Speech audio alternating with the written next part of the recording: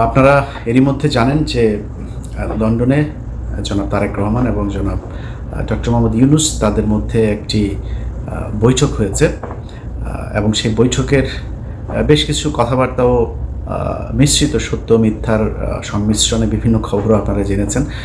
সত্য মিথ্যা বললাম এই কারণে যে আমি কিছু গণমাধ্যমেও কিছু খবর দেখেছি। এই বৈঠকটিতে আসলে অনেকেই ক্রেডিট নেবার চেষ্টা করেছেন ওনার মাধ্যমে আসলে ডক্টর মোহাম্মদ ইউনূসের বৈঠকটা ডক্টর মোহাম্মদ ইউনূস নিজে চেয়েছেন এবং তারেক রহমানকে সেই প্রপোজাল দেওয়া হয়েছে। যথাযথ মাধ্যমে প্রপোজাল দেওয়ার পরে তারেক রহমান সেটাতে সম্মতি জানিয়েছেন, যে কারণে এই বৈঠকটা হয়েছে। এই বৈঠকটা অত্যন্ত ফলপ্রসূ এবং আমরা এতদিন ধরে আসলে যা চাচ্ছিলাম সেইটাই এই বৈঠকের মধ্য দিয়ে ঘটেছে।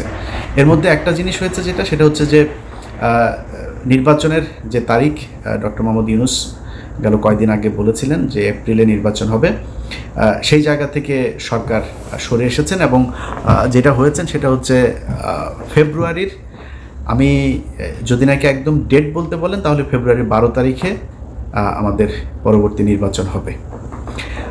12 তারিখ কেন, সেটা হচ্ছে যে কোনোভাবেই রমজানের আগে চেয়েছিল তারেক রহমানের পক্ষ থেকে নির্বাচন, এবং যেহেতু রোজা শুরু হচ্ছে ফেব্রুয়ারির মাঝামাঝিতে 16 অথবা 15 তারিখ, তার আগে 15 তারিখ এর আগে একটা বিতর্কিত নির্বাচন হয়েছিল, যে কারণে ওই তারিখটাকে করা হয়নি। তার আগে আবার শুক্রবার শনিবার এরকম কিছু বিষয় আছে।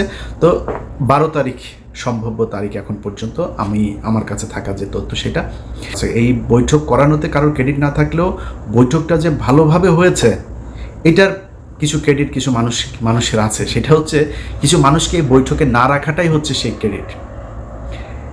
এখানে যদি সালাউদ্দিন থাকতো তাহলে প্রথমেই মনে করেন যে ডক্টর ইউনূসের সাথে তারেক রহমানের গ্যাঞ্জাম বাঁধানোর জন্য যত কোশ্চেন সেটা সে করতো। এখানে যদি আমির খসরু মাহমুদ চৌধুরী থাকতো এখানেও একটা গ্যাঞ্জাম বাঁধাইতো।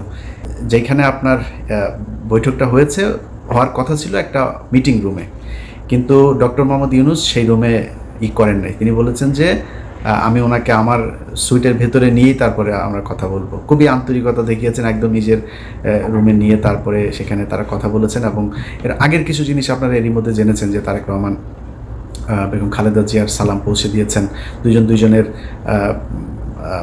কুশল বিনিময় করেছেন। তারেক রহমান ওনাকে বলেছেন আপনি এখানে এসেছেন, এটা অনেক সুন্দর জায়গা, হাঁটতে গিয়েছিলেন কিনা, এই ধরনের আলাপ টালাপও হয়েছে। এরপরে ওইখানে যেই সুটটাতে বসে আপনার বৈঠকটা হয়, সেখানে প্রথমে এই যে 4 জনের নাম বললাম আমি, শফিকুল আলম, খলিলুর রহমান, আমির খসরু মাহমুদ চৌধুরী এবং হুমায়ুন কবির, ওনারা ছিলেন ওইটাতে। এটা সত্যি কথা, ওনারা ছিলেন এবং ওনাদেরকে ঠিক 10 থেকে 15 মিনিটের মাথায় ওনাদেরকে চলে যেতে বলা হয় এবং ওনারা চলে যান। চলে যাওয়ার পরে 1 ঘন্টা 15 মিনিট জনাব তারেক রহমান এবং ডক্টর ইউনূস একটা বৈঠক করেছেন। সেখানে কেউ ছিল না, একজন মানুষও ছিল না। এটা যেসব গণমাধ্যমে বলার চেষ্টা করা হচ্ছে, এটা কিছু কারণ আছে বলার। ধরেন আমির খসরু মাহমুদ চৌধুরী এখন বোঝানোর চেষ্টা করবেন যে তাকে তারেক রহমান পাশে নিয়ে বসে তারপর ইউনূসের সাথে বৈঠক করেছেন, এটা একটা ব্যাপার। আরও কিছু জায়গায় ওই না জেনে তারপরে এই খবরগুলো ছড়ানো হয়েছে, এরকম কোনো কিছু ঘটে নাই। আমরা বাংলাদেশের মানুষ যা চেয়েছি সেটা হয়েছে, এটাই হচ্ছে সবচেয়ে বড় বিষয়। আমরা এটাই চেয়েছি। এখানে কে কীভাবে কি বললো না বললো, আমার মনে হয় এগুলো করেও আবার এই তারেক রহমান এবং ডক্টর ইউনূসের মধ্যে একটা দ্বন্দ্ব তৈরি করার এই কৌশল অবলম্বন করে আমার মনে হয় লাভ হবে না। অতএব আমরা বিএনপি এবং ডক্টর মোহাম্মদ ইউনূসের দুইজনের মধ্যবর্তী একটা জায়গায় নির্বাচনের জন্য দেশবাসী প্রস্তুতি নেই। যারা নির্বাচন করবেন তারা প্রস্তুতি নেই। আমরা যারা ভোটার আছি আশা করি ইনশাল্লাহ এবারের ভোট নিজে উপস্থিত থেকে ভোট কেন্দ্রে গিয়ে তারপরে জীবনের প্রথম ভোট দেওয়ার সুযোগ পাচ্ছি। এবং এতদিন ধরে এই যে নির্বাচন এবং সংস্কার নিয়ে যে ধরনের চলছিল, আমার মনে হয় ফেব্রুয়ারি এটা খুব কম সময় না। এদিকে 6 মাস, ওইদিকে প্রায় 2 মাস, 8 মাস থেকে যদি আপনি তফসিল ঘোষণার ওই 3 মাস বাদও দেন, তারপরেও ধরেন আমাদের এদিকে 5 মাস অনেক সময়, অনেক কিছু করা যায়। এদিকে 10 মাস অলরেডি তাদের অনেক কাজ করাও আছে।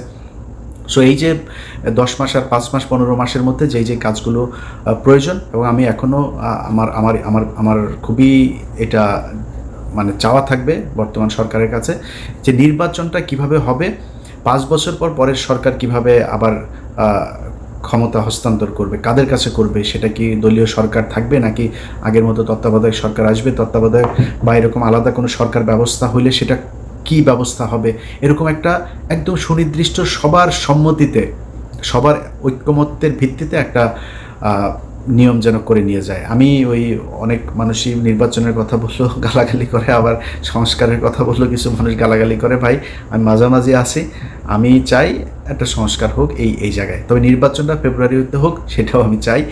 অতএব এই দুইটা মিলিয়ে একটা ভালো পরিস্থিতি তৈরি হবে, বাংলাদেশের ইতিহাসের সবচাইতে সুন্দর গ্রহণযোগ্য একটা নির্বাচন হবে এবং বাংলাদেশের ইতিহাসের সবচাইতে সুন্দর একটা রাষ্ট্র পরিচালনার জন্য সুন্দর একজন মানুষকে আমরা এবার এই 2026 সালের নির্বাচনে পাবো, এটাই বিশ্বাস করি, ভরসা রাখি। আল্লাহ যেন আমাদের সবার এই ইচ্ছা পূরণ করেন।